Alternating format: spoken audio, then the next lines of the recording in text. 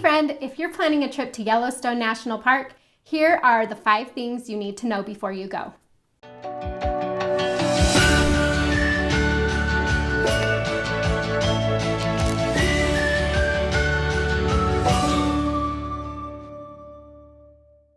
My name is Ash. I'm a former park ranger and the founder of Dirt in My Shoes, and I absolutely love Yellowstone.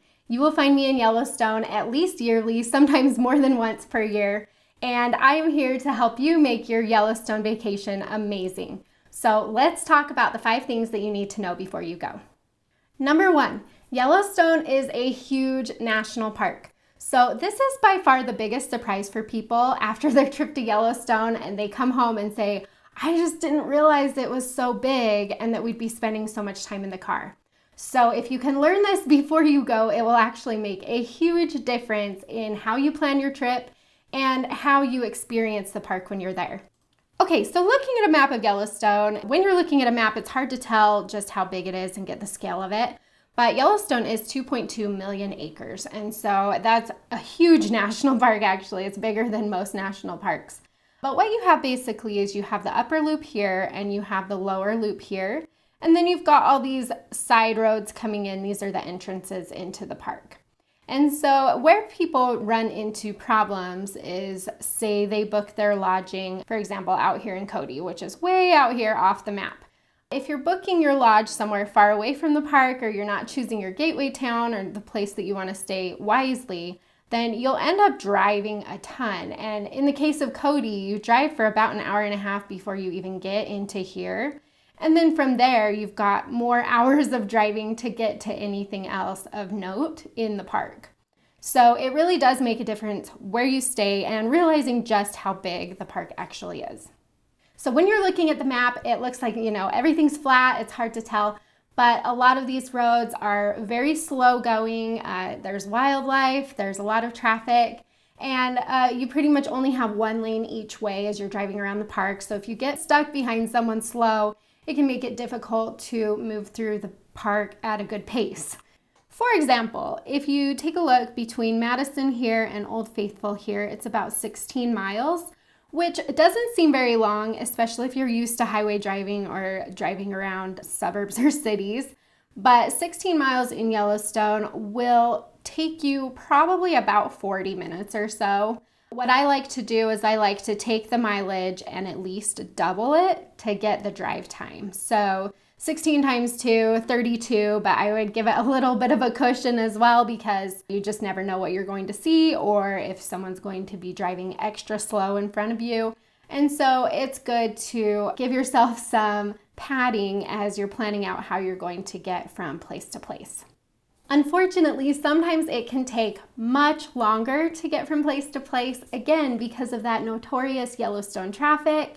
If you're lucky, you might get stuck in a bison jam or see some other wildlife as you're driving.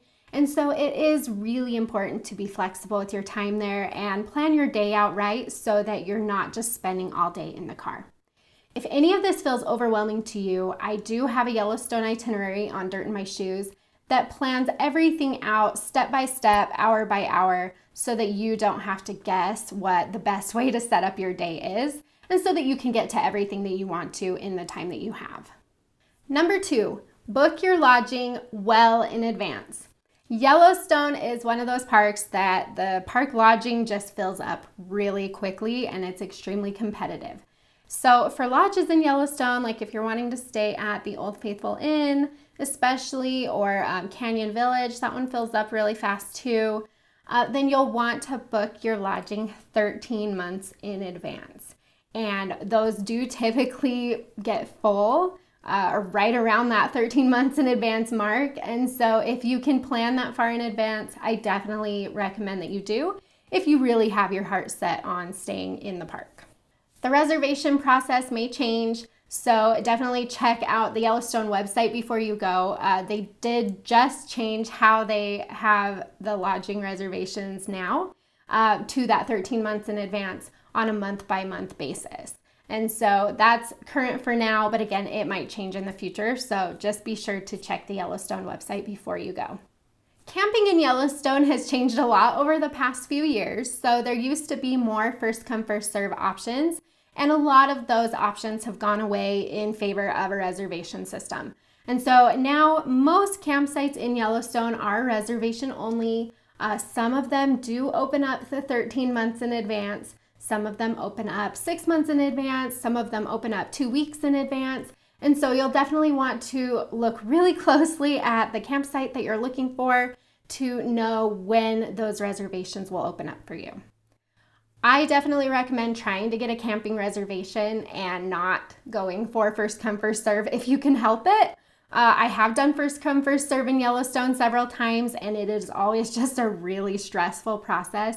You have to be there super early in the morning, which takes away from some of your best sightseeing hours, and it is just hard to know if you're even going to get anything. So if you get on the website and you see something that's available to reserve, definitely snatch it up. It will make your vacation feel a lot more stress-free. So we've got a few really good places to stay where I like to stay especially, and that is typically right here along this main middle road that goes through the park. And so if you can get anything, Lake Village is a little further south than I like to be sometimes, but it's not too bad, and Bridge Bay Campground is right there, Fishing Bridge Campground's right there. So that's a good option. If you can get in Canyon, that's a really great central area. Norris is great, Madison is great.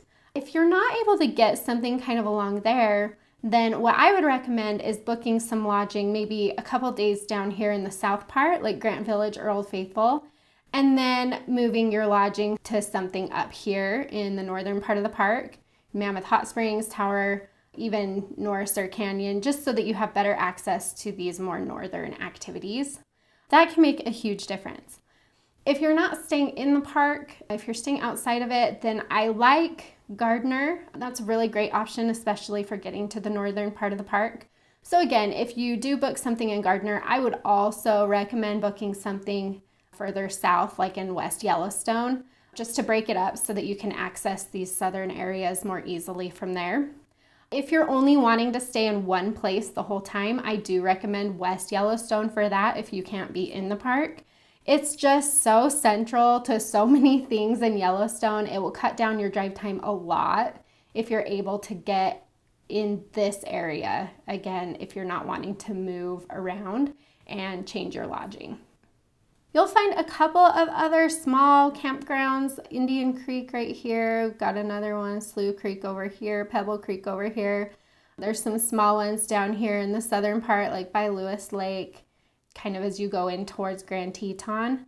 And those ones are fine. Again, I just recommend making sure that if you're going to stay in a less central location, then I for sure would break it up if you'll be there for a few nights, just because the driving can get very long and it just helps to give yourself a few different bases to drive from so that you're not spending so much time in the car.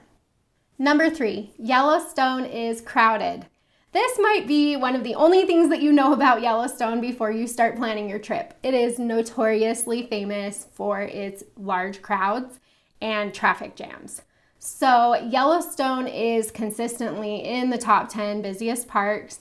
What happens though is so many people go to Yellowstone and don't plan well that you really do end up just circling parking lots a lot of the time. And so there are a few things that you can control, which I highly recommend you put in the work before you go, making sure that you have some things in place so that you're not just dealing with crowds all the time. Okay, so your timing in Yellowstone is everything. It will make or break your trip. So I used to avoid visiting this national park actually because I felt like every time I was there, it was just so busy and I just wasn't feeling like I was having a great experience. But as I've gone back enough times and kind of figured out the traffic patterns and how to plan my time out, I absolutely love it. You'll find me there several times a year. I just love being in Yellowstone, but it's because I have a really cool experience away from the crowds when I go. So here are a few things that you can control. You can control when you are entering the park so that you don't have to wait in long entrance lines. You can control what time you're hitting those busiest spots. Again, so that you're not like circling parking lots the whole time or just having a hard time finding parking. It can get really stressful. The last time we were there, we did hit a little bit of traffic in the middle of the day, and it was just like, ugh, this just isn't fun sometimes. And people get really grumpy and they honk their horns and they get stupid and they get desperate to find parking, and it can really ruin a trip. So again, planning what time you'll be where makes a huge difference. Another thing that you can control is, again, your lodging, where you book your lodging so that you're not spending as much time on the road. That will make a huge difference as well. You'll want to expect some traffic, especially if there's a wildlife sighting. So a lot of this traffic, like regarding wildlife, is unavoidable. And that's just something that's super cool about Yellowstone, is that as you're driving around, you're seeing the buffalo, you're seeing the elk, you're seeing the bears, just right from the road and right from some pullouts. And so it's really cool, but do expect some traffic in this park. There are only certain things you can control, but some of that extra traffic from wildlife is an exciting delay. And so enjoy it, have fun, take some pictures. Don't be stupid. Don't get too close to the animals. Don't stop your car in the middle of the road, but pull off when you can, get some great pictures, and enjoy the wildlife in Yellowstone. I do want you to have a great time in Yellowstone, and I definitely don't want you to feel like you're just bogged down in crowds all day or stuck in traffic all day. So click over to Dirt in My Shoes and check out the Dirt in My Shoes Yellowstone itinerary that will walk you through how to navigate this park successfully. Number 4, Yellowstone is seasonal. So Yellowstone has a couple of different really cool seasons and different times that you can visit the park. But you will want to be aware that there are certain times of year that are not ideal for visiting Yellowstone. And so this park is not a year-round park in some regards. In other regards, it is. But you'll just want to keep that in mind as you're planning your trip. So June through September is the high season in Yellowstone. That's when you'll get the most crowds. That's when everything is typically open. And so you'll have the whole park at your fingertips to explore. And a lot of people like to go during this time. If you're not wanting to go during the high season, you could try a shoulder season month, which I recommend either May or kind of the end of September, beginning of October. Be aware that if you are traveling during the shoulder season, it's really hard to know what you're going to get. It's October right now, and I just got back from Yellowstone, and it was phenomenal. The weather was really great. We didn't get snowed in. We didn't have any road closures. But I've been to Yellowstone at the beginning of September, like closer to Labor Day, and we've gotten snowed on, we've had road closures and things like that. So that shoulder season can be a little bit difficult in Yellowstone, but if you're okay with taking a little bit of a gamble so that you can avoid the busier times of the year, then it can pay off really well. A lot of the visitor centers, lodges, campgrounds, restaurants start closing around mid-September. The roads typically stay open until the beginning of November if they can. Sometimes those roads do close earlier because of snow. Sometimes they close earlier because of construction. So just keep that in mind. November and April are my least favorite months to be in Yellowstone. That's because a lot of the things aren't open.